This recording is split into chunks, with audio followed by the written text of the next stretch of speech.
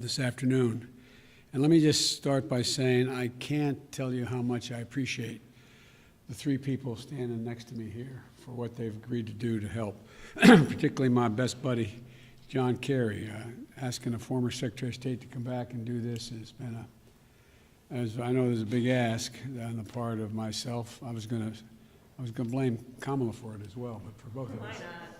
And but John's been deeply involved. The Secretary's been deeply involved in climate issues as a senator and one of the leaders legislatively as well. And I don't think anybody knows more about the issue and the damage that's been done by some of the executive orders of the previous administration. And Gina, you've run everything, Gina. Thank you very much. Let me get to it. Today is Climate Day at the White House, and which means that today is Jobs Day at the White House. We're talking about American innovation, American products, American labor. And we're talking about the health of our families and cleaner water, cleaner air, and cleaner communities.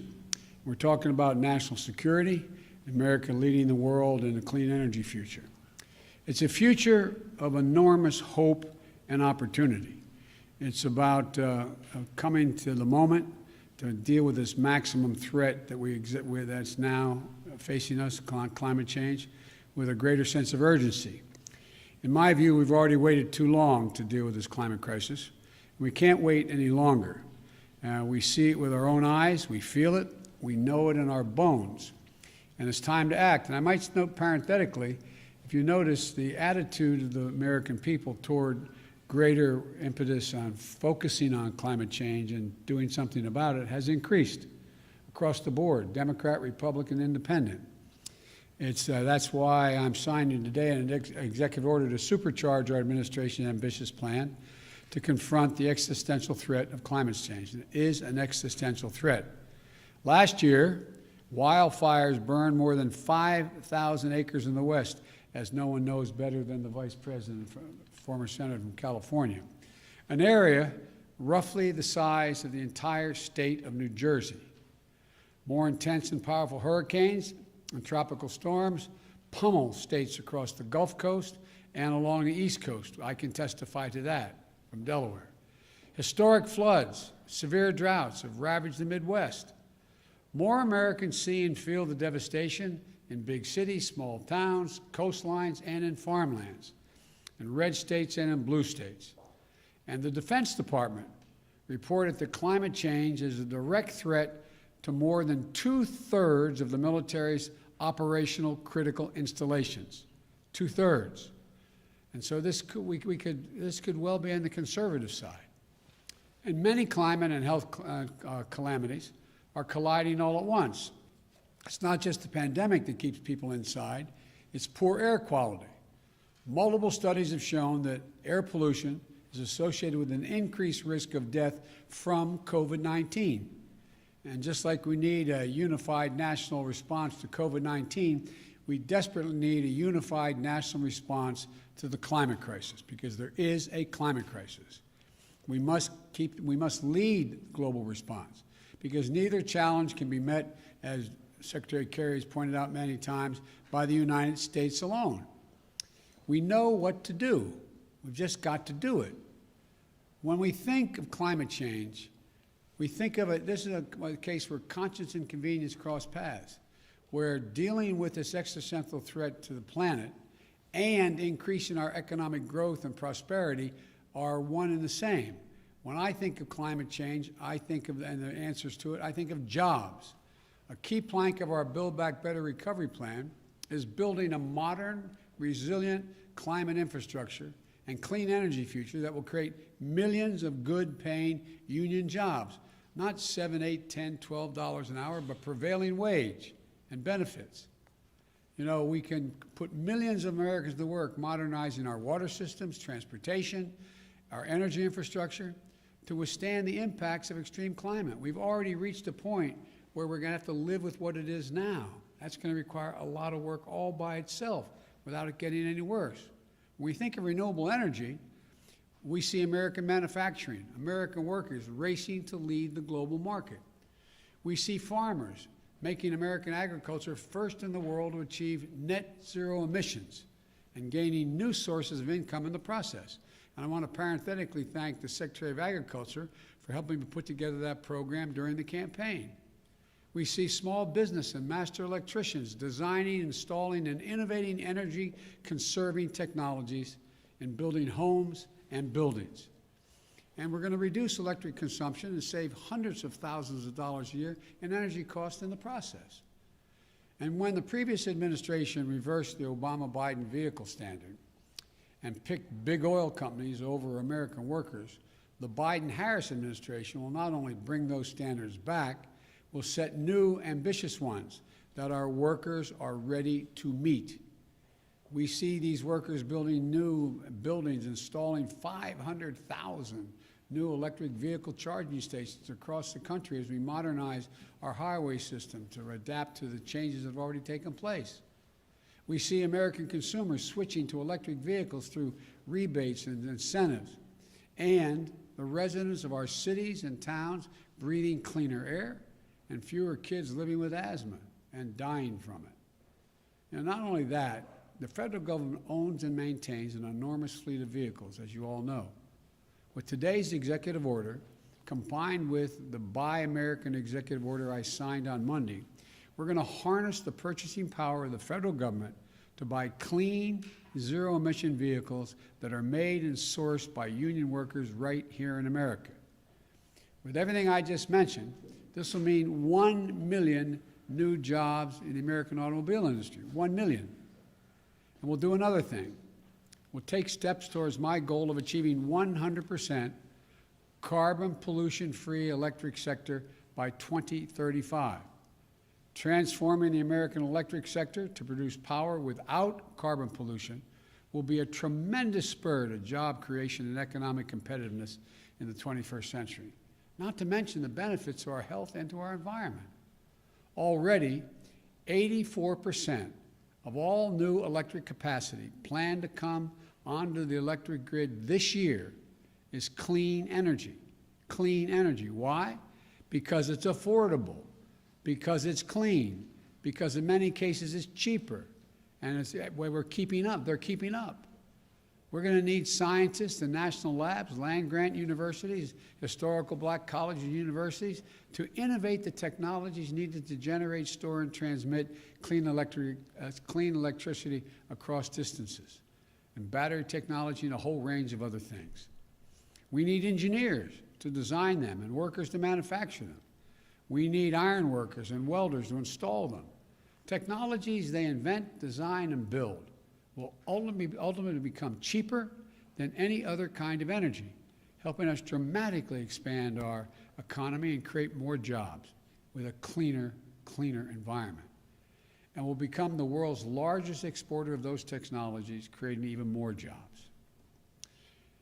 You know, we're also going to build 1.5 million new energy-efficient homes and public housing units that are going to benefit communities 3 times over.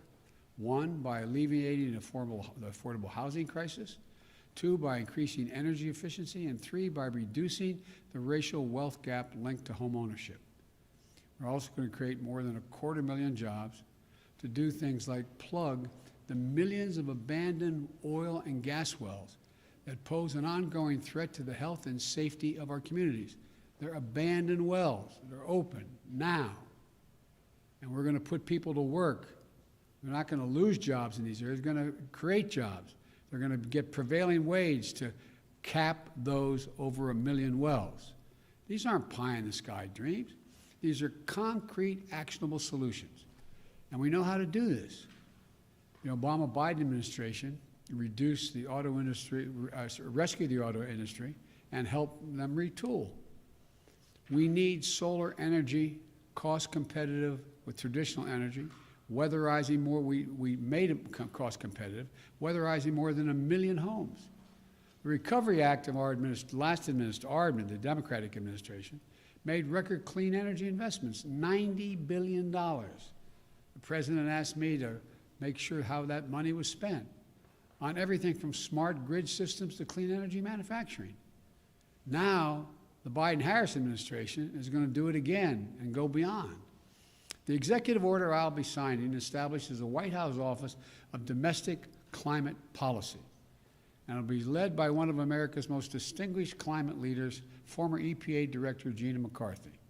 As the head of the new office and my National Climate Advisor, Gina will chair the National Climate Task Force, made up of many members of our cabinet, to deliver a whole-of-government approach to the climate crisis. It's not time for small measures. We need to be bold.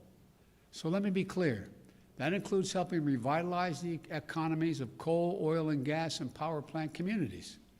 We have to start by creating new good-paying jobs, capping those abandoned wells, reclaiming mines, turning old brownfield sites into new hubs of economic growth, creating new good-paying jobs in those communities where those workers live, because they help build this country.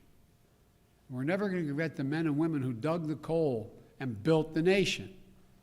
We're going to do right by them, make sure they have opportunities to keep building the nation in their own communities and getting paid well for it. While the whole-of-government approach is necessary, though, it's not sufficient.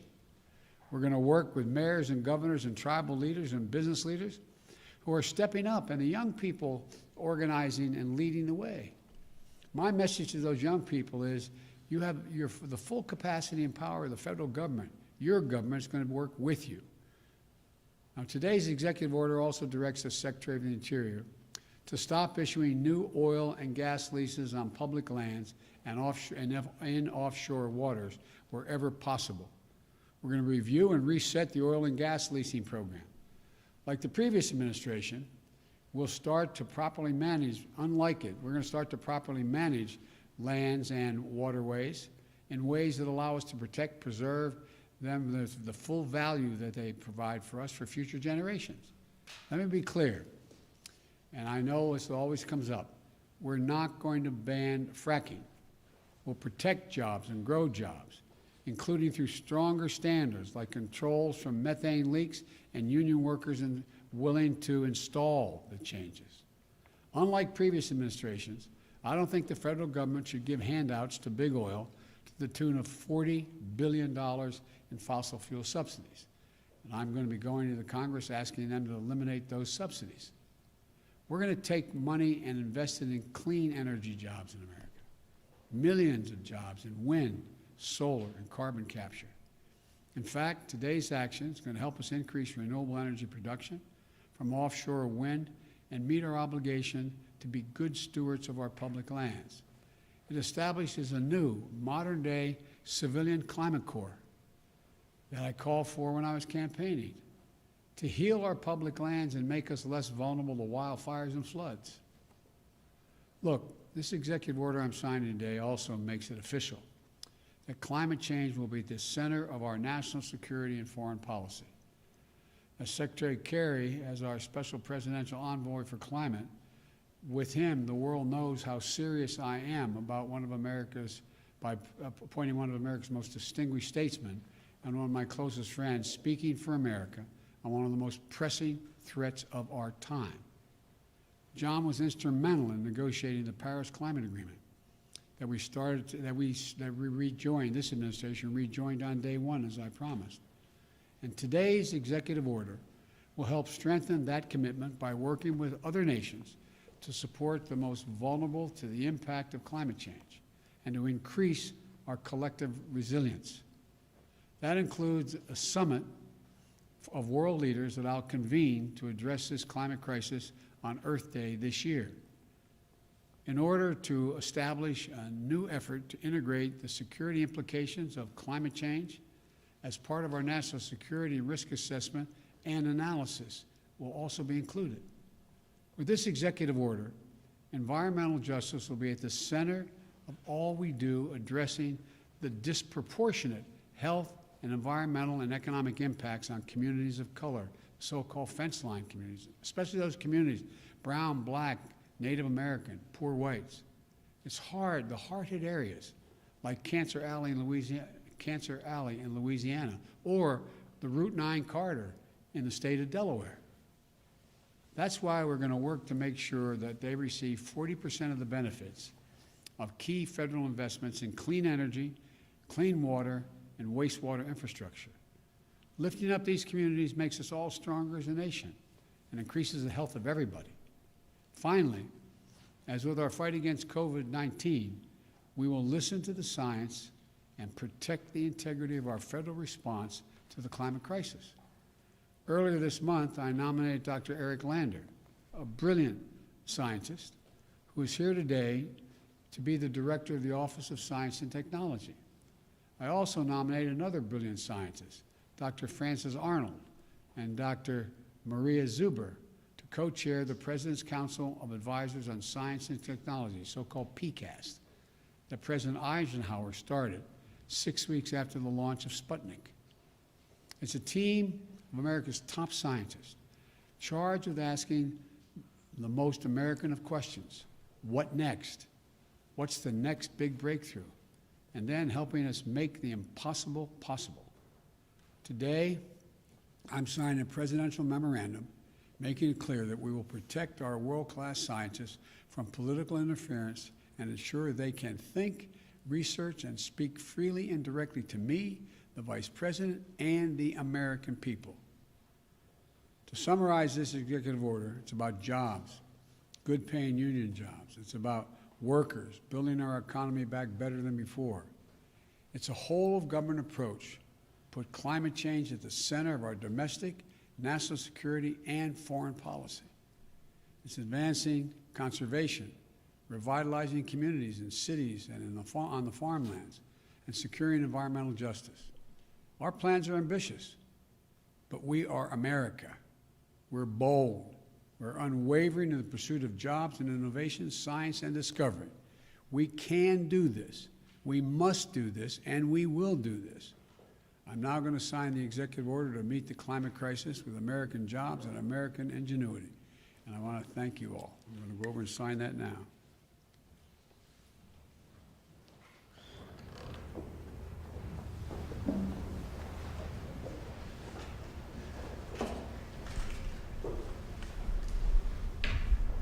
Use the right pen, sir.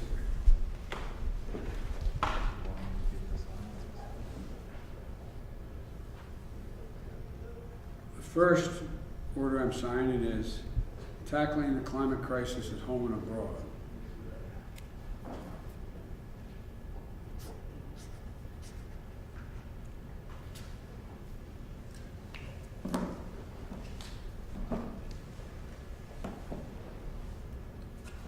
This next one, restoring trust in government through science and integrity and evidence-based policymaking.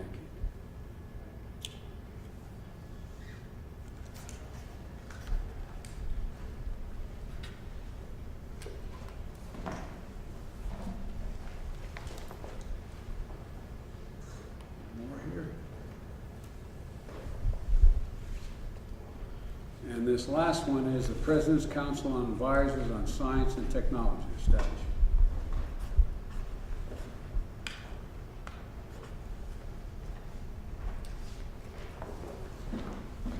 I thank you all for your time. Sir, what sacrifices are you asking Americans to make? Thank you. Mr. President, will you just bring back to the emergency on climate change, you guys?